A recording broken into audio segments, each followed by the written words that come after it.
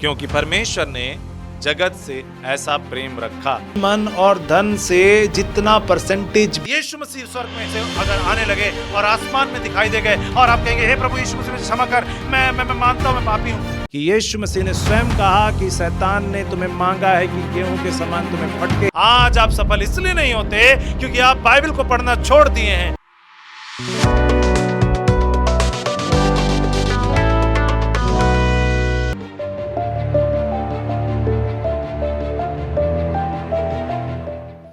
Hallelujah, प्रभु यीशु मसीह की जय। आशा है मेरी कि आप सब आशीषों को पा रहे होंगे और आगे बढ़ रहे होंगे। आज आपसे मैं कुछ बात करना चाहता हूं जिस विषय में को बहुत ज़रूरी है कि मैं आपसे आज बात करूं। आज ये वीडियो में मैं आपसे कुछ बात करूंगा, कुछ बहुत ज़रूरी बातें हैं। आज मैं प्रचार नहीं कर रहा, कुछ बात कर रहा हूं और वो बातें परमेश्वर के वचन से ही हैं और उन वचनों को मैं आपके बीच में रखूंगा और मैं आपसे कहूँगा प्रियों कि हमें बाइबल क्यों दी गई है। हमें इसलिए दी गई है कि हमने घरों पे उसे रखें। मैं आपको एक बड़ा एक सत्य बताने वाला हूँ, ये बाइबल हमें क्यों दी गई है। बाइबल अगर आपने पढ़ा होगा तो उसमें पुराना नियम नया नियम लिखा हुआ है। लोग इसे कुछ जगहों पे लोग इसका विरोध करते हैं, कुछ लोग ये कहते हैं कि हम इसे बांटने नहीं देंगे, ये नहीं करेंगे। प्रियो, मैं आपसे बताना चाहता हूँ जो इसे बांटने नहीं देते हैं या रोकते हैं, जो भी करते हैं, मैं आपको बताना चाहता हूँ ये बाइबल कुछ नहीं है। ये बाइबल से कुछ नहीं मिलेगा। बाइबल को पढ़ने से भी कुछ नहीं मिलेगा जब तक कि परमेश्वर उसमें ना हो। और परमेश्वर कब होते हैं, मैं प्रियो आपको बताना चाहता हूँ ये बाइबल ऐसी ही किताब नहीं है जिसको ऐसे पढ़ लिया और चले गए और पार कर गए। ये बाइबल हमें इसलिए दी गई है ताकि हम यीशु मसीह को अपने बीच में जीवित पाएं, ताकि हम ये चीज़ को पाएं कि वो हमारे बीच में, जैसे हमें ये अफसोस ना लगे कि मैं उस समय रहता तो कैसे यीशु मसीह बात करते थे। ये बात के लिए हमें दी गई कि यीशु मसीह जब वहाँ गए, ऐसे मिले, ऐसा किया, ताकि इसे आप देख पाएं और महसूस कर पाएं कि वो यीशु किस प्रकार से इस दुनिया में हमारे वो लोगों के साथ चले वैसे मेरे साथ हैं। आप उस जगह पर अपने आप को रख के पढ़िए। आपके लिए बाइबल इसलिए दी गई है केवल आप उसको रख कर प्रचार करें या उसकी बातों को लेकर इसको उसको टोकें या खींचे, नहीं दी गई है, परंतु इन बातों को इसलिए प्रभु पर दी गई है ताकि उसको आप पढ़कर जाने कि मैं यीशु के साथ चलता फिरता हूँ। ये बाइबल इसलिए दी गई है ताकि हमें पता हो, क्योंकि यीशु मसीह जब इस दुनिया में नहीं थे तो कौन सी बाइबल लोग पढ़ रहे थे।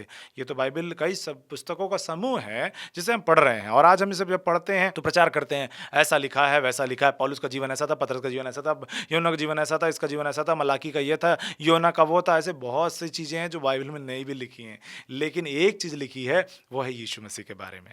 और यीशु मसीह के बारे में है और यीशु मसीह ने ऐसा कहा, यीशु मसीह ने ऐसा कहा इसलिए कहा गया है ताकि जब आप उसे पढ़ें तो आप भी ये कह सकें जैसे पतरस यूहन्ना जब उनके साथ चलते थे तो जो बातें वो सुने वैसे ही हमें भी बताई गई, ताकि हम भी सुने और उसे जब बोलकर हम पढ़ते हैं और सुनते हैं तो हमें भी ये लगे कि हमारे संग यीशु मसीह है। हम यीशु मसीह को फील कर सकें कि वो यीशु मसीह ऐसी बात करते हैं, उनके स्वभाव को आप जान सकें। इसलिए मत्ती, मरकुस, लूका, यूहन्ना जब आप पढ़ते हैं तो इन बातों को जब आप पढ़ें तो आप जाने कि वो यीशु मसीह आपके संग कैसे हैं। उसके बाद के जितने भी पुस्तकें हैं वो सब दिए गए हैं कि किस प्रकार से उन्होंने प्रभु के साथ अनुभव में चले और किस प्रकार से परमेश्वर उनके साथ काम करते रहे और क्या क्या बातें उनको, क्या क्या प्रकाशन मिला, उन्होंने क्या क्या बातों को सीखा और उन्हीं बातों से सीख कर उन्होंने किस तरह की बातों को लिख कर दिया।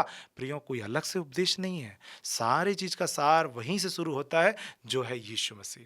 तो यीशु मसीह के बारे में अगर आप नहीं जान रहे प्रियो, यदि आप बाइबल को केवल ऐसे रखे हुए हैं, आपको यीशु मसीह के हर एक बातों को समझ में आना जरूरी है। अगर यीशु मसीह को आप नहीं जानते, उनके दृष्टांतों को अभी तक आपको याद नहीं है, तो आपको याद होना चाहिए प्रियो, क्योंकि वो आपको बता दूं कि बहुत सी पुस्तकें हैं जो यीशु मसीह के समय भी थी, जिनको अभी भी हम पढ़ते हैं, जैसा कि यशाया, यिर्मयाह, दानियेल, ये सारी पुस्तकें थी और लोग पढ़ते थे, भजन संहिता, ये सब कुछ पढ़ते थे और उस समय भी पढ़ते थे और इन बातों को पढ़ पढ़ के लोग सीखते थे और समझते थे। प्रियो, मैं आपसे कहना चाहता हूँ ये पुस्तकें आज भी हमारे पास है और उसमें से बातों को रख के बताया, लेकिन उसमें से सार क्या था? वो सार ये है कि परमेश्वर हमारे बीच में डेरा करना चाहते हैं और उन्होंने डेरा किया और वो आज भी हमारे बीच में है और वो ये चाहते हैं कि हम उनके राज्य धर्म की खोज करें और हम उनकी धार्मिकता की खोज करें और उनके राज्य की खोज करें, लेकिन हम इनमें नहीं लगे हैं। हम बाइबल को एक कोरम की तरह पढ़ते हैं, रोज एक अध्याय पढ़ लिया, 2 अध्याय पढ़ लिया, एक वचन एक पद पढ़ लिया, कैलेंडर से एक पद निकाला पढ़ लिया, ऐसे मत करिए। पर डे आप एक नियम और एक सिस्टम के साथ ऐसे नहीं। आप सोचिए, मैं आज एक पद में नहीं, एक दिन में प्रभु के साथ निकला हूं, और आज प्रभु आज क्या हो रहे हैं, आज वो दृष्टांत सुना रहे हैं, आज वो खोई हुई भेड़ों का दृष्टांत सुना रहे हैं, आज इसको मैं सुन रहा हूं। आज मैं निकला हूं आज प्रभु के साथ, और आज देख रहा हूं कि यीशु जक्कई के घर में जा रहे हैं, और मैं यीशु के साथ जाकर उन बातों को सुन रहा हूं। आप इस प्रकार से पढ़िए और आप देखेंगे मेरे प्रियो, आप यीशु मसीह के साथ बाइबल में जो बातें लिखी हैं, नए नियम में जो बातें लिखी, उसको जीने की कोशिश कीजिए। और जब आप जीने की कोशिश करेंगे, तब आपका नजरिया, तब आपके बात करने की शैली बदलेगी। क्योंकि मैं आपसे कहना चाहता हूं, जब तक यूहन्ना, पतरस, अंद्रियास, मत्ती, लूका, ये जितने लोग हैं ना, जितने यीशु मसीह के चेले हैं, ये कोई ना कोई काम में थे। जब यीशु मसीह ने उनको अपने पास बुलाया ना, आ जाओ मेरे पीछे, तो उन्होंने अपना काम छोड़ा और अपने यीशु मसीह के पीछे आ गए, और उन्होंने काम छोड़कर यीशु मसीह के पीछे लगे। काम, मैं बार बार उस पर नहीं आपको मार्क कर रहा, काम छोड़ दिए।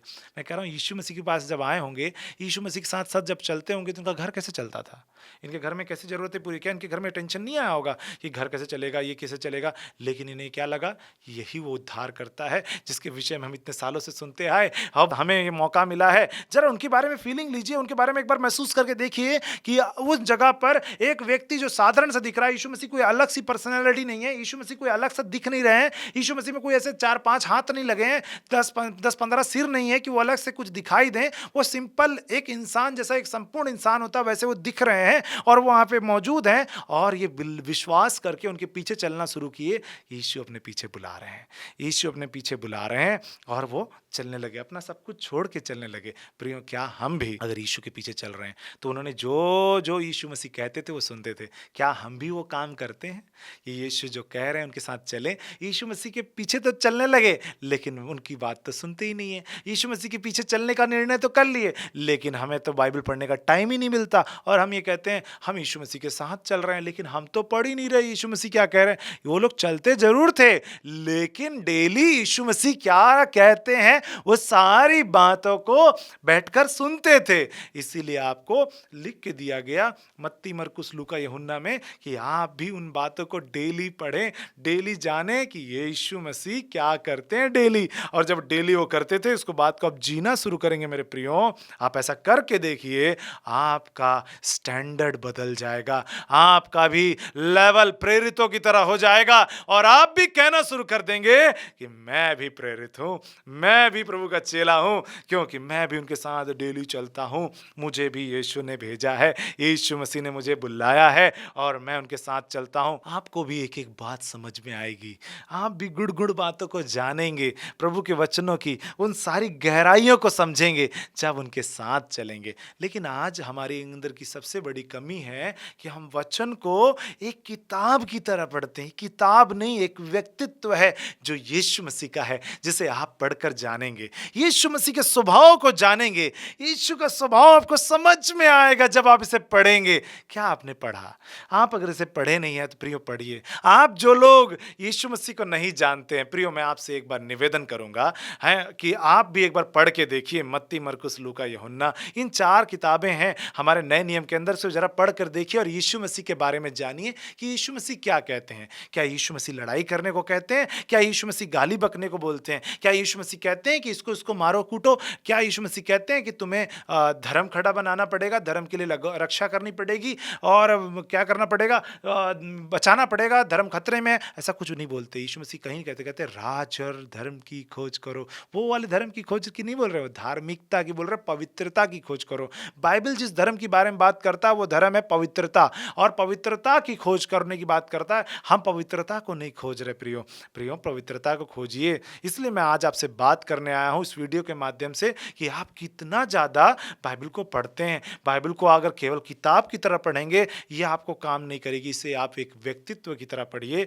यीशु आपसे बात करेंगे, आपको लगेगा कि मैं यीशु के साथ चल फिर रहा हूं, मैं भी उस सेवकाई में जो यीशु मसीह ने की, उस सेवकाई में उनके साथ साथ उन बातों को सुन रहा हूं। और जब आप ऐसे रीति से महसूस करके जब इसे पढ़ना शुरू करेंगे, आप देखेंगे कि आपका बात करने का अंदाज, आपके चलने का अंदाज, आपके सोचने का अंदाज सब कुछ बदल जाएगा। सब कुछ ऐसा हो जाएगा कि जैसा यीशु मसीह में चेलों का हो गया। यीशु मसीह में चेले जब नहीं आए थे, वो जब दूसरी जगह कामों करते थे तो महसूल लेने का काम, टैक्स लेने का काम, कोई मछुआरे का काम तो कोई किसी का काम, सबका अलग अलग काम था। और जब सबका काम था, उन्होंने अपने कामों को छोड़ा तो उनके काम बदल गए और वो यीशु मसीह के पास आए और उनका स्टाइल चेंज हो गया, बात करने का स्टाइल चेंज हो गया और वो अलग दिखने लगे, अलग तरीके से बात करने, अलग तरीके से खाने पीने लगे। मैं आपको बता रहा हूं प्रियो, आपका खाना पीना मत बदलने जाइए। आप एक काम कीजिए, अपना रहन सहन नहीं बदलिए, आप प्रभु यीशु मसीह के साथ अपना व्यक्तित्व बदलिए। और यीशु मसीह के साथ जब आप आएंगे, अपने आप आपका व्यक्तित्व बदल जाएगा, आपको बदलने की जरूरत नहीं पड़ेगी। आपको ये नहीं कहना पड़ेगा मैं बदलूं, अपने आप बदल जाएगा। लेकिन अगर आप इसे पढ़ नहीं रहे तो बहुत गलत कर रहे हैं। आप इसे पढ़िए, ये किताब नहीं, एक व्यक्तित्व है। और जब यीशु मसीह के साथ आप व्यक्तित्व के साथ, उनके साथ दोस्ती बनाएंगे, आप जब पढ़ेंगे तो आपको समझ में आएगा कि वो यीशु कितने अच्छे से बात करते हैं, वो कितनी बातों को बताते हैं। वो मुझसे बता रहे हैं, मैं सुन रहा हूँ और मैं बताऊंगा। और इन बातों को बड़े अच्छे से सुना, और जिन्होंने सुना उन्होंने कई सारी किताबें और भी लिखी जिन्हें हम पढ़ते हैं। और जब पौलुस ने सुनकर समझा और जाना और जब अध्ययन किया तो उसने भी बहुत सारी किताबें लिखी और उसने अपना अनुभव यीशु मसीह के साथ जो था चलकर उसने लिखा। प्रियो, आप भी ऐसी बहुत सी बातों को जानेंगे और दूसरों तक बताएंगे, लेकिन जब तक आप प्रभु यीशु मसीह के साथ समय नहीं देंगे तो आप कैसे बताएंगे? आप तो केवल उन्हीं बातों पे लगे हैं। बहुत सी बातें प्रभु यीशु मसीह आपको पर्सनली भी बताएंगे, जैसे पौलुस को बताए, पतरस को बताए, यूहन्ना को बताए। क्या आपको नहीं बताएंगे? क्या यीशु मसीह का सिग्नल आना बंद हो गया? क्या यीशु मसीह का बताना बंद हो गया? वो आज भी बताएंगे। लेकिन मैं और आप तो प्रभु यीशु मसीह को जानना ही नहीं चाहते, उनके साथ समय नहीं बिताना चाहते, उनके साथ बैठकर बात ही नहीं करना चाहते। हमारे पास समय नहीं निकलता कि यीशु मसीह के साथ हम बात करें, यीशु मसीह के वचन को खोजें। हमारे पास समय नहीं निकलता है। अगर समय निकालना शुरू करेंगे तो प्रभु यीशु मसीह भी हमसे बातचीत करेंगे। जैसा उस जमाने में बात की, आज भी बात करेंगे, वो बदले नहीं है। लेकिन हम रीति विधियों को ज़्यादा मानते हैं, हम आडंबरों को ज़्यादा पूरा करते हैं। हमको भी बर्थडे सेलिब्रेट करना है, हमें भी मैरिज एनिवर्सरी सेलिब्रेट करना है, हमें हमारे यहाँ कोई डेथ हो गया तो हमें उसका पूरा उसको सेलिब्रेट करके मनाना है, 40वां 50वां जो भी मनाते हैं। ऐसा कहीं नहीं है, कुछ भी करने के लिए नहीं है, फिर भी हम करते हैं।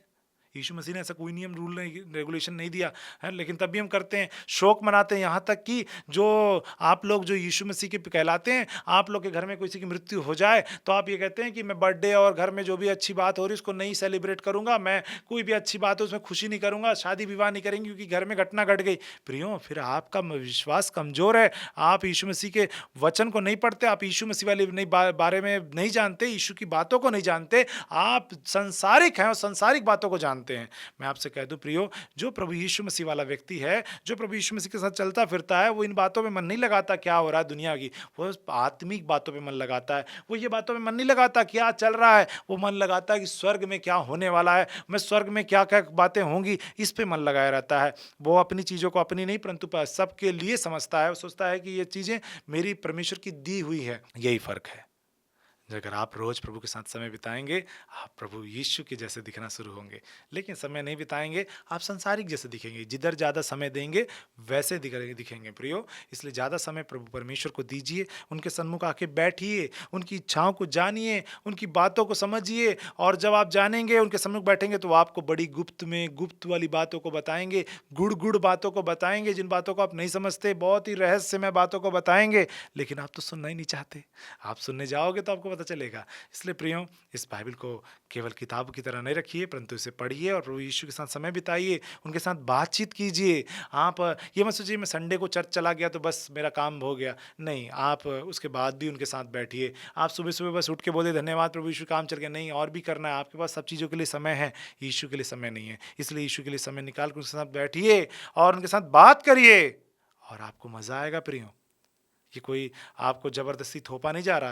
ये यीशु के साथ बात करने के लिए मैं कह रहा हूँ। जैसे यीशु मसीह को आपको महसूस कर सके, जब महसूस करेंगे तो आपको मज़ा आएगा और आप आनंदित और मगन होंगे और दूसरों तक वो आनंद बटेगा।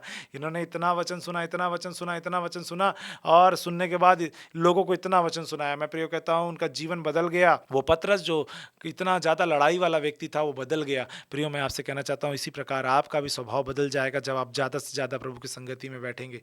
और जब बैठेंगे तब आपको पता चलेगा। नहीं तो अगर आप ऐसे ही करेंगे तो आप वो कभी भी बातों को नहीं जान पाएंगे जो परमेश्वर की है। तो आज मैं आपसे इसी बारे में बात करना चाहता था। प्रभु ने आप सबको जो मैं बात करना चाहता था उसके द्वारा आपको आशीष दिया होगा। और कोई बातें अगर आपकी भी इस मेरी बातों में रह गई और आप भी मुझसे ज़रूर कुछ बात करना चाहते हैं, तो अपनी कोई भी बात को आप कमेंट बॉक्स में ज़रूर डालें। हम उन पे ज़रूर उनके लिए आपको जवाब देंगे और प्रार्थना निवेदन होगी तो उसके लिए हम प्रार्थना करेंगे। अगर ये संदेश आपको अच्छा लगा तो ज़रूर आप इसे आप लाइक करिएगा, ताकि हमें पता चले कि आपने हमारी बातों को समझा, आपने देखा है इसे पूरा। प्रभु यीशु मसीह आप सभी को आशीषित करें। आइए मैं एक छोटी दुआ कर दूं आपके लिए, जिसमें कि मैं आपके लिए दुआ करूंगा कि आप प्रभु के साथ संगति कर पाएं। हे जीवित परमेश्वर, मैं प्रार्थना करता हूं हर एक उन लोगों के लिए जो बाइबलों को केवल घर पर रखे हैं परंतु पढ़ते नहीं, परंतु पढ़ने वाले हो सकें, और जो लोग प्रभु आपको नहीं जानते हैं वो लोग भी पढ़ने वाले हो सकें। हे जीवित परमेश्वर, हर एक से आप बातचीत करें और यीशु मसीह में होने दें, ताकि वो आपके साथ समय बिताएं, ताकि आप उनसे बातचीत करें। धन्यवाद जीवित परमेश्वर कि आपने हमारी इस पूरी प्रार्थना को सुना है। हर एक सुनने वालों तक आपने अपनी आशीषों को, अपने छुटकारे को दिया है। उद्धारकर्ता यीशु के नाम में आमीन और आमीन। प्रियो, आप सब लोग इस मैसेज से आशीषित हुए होंगे, मेरी बातें आपको समझ में आई होंगी, और मैं लगा कभी कभी इस तरह से बातें आपसे करता रहूँगा, और जो भी बातें वचन से होंगी उनको जरूर बताया करूँगा। प्रभु यीशु मसीह आप सभी को आशीषित करें। आमीन।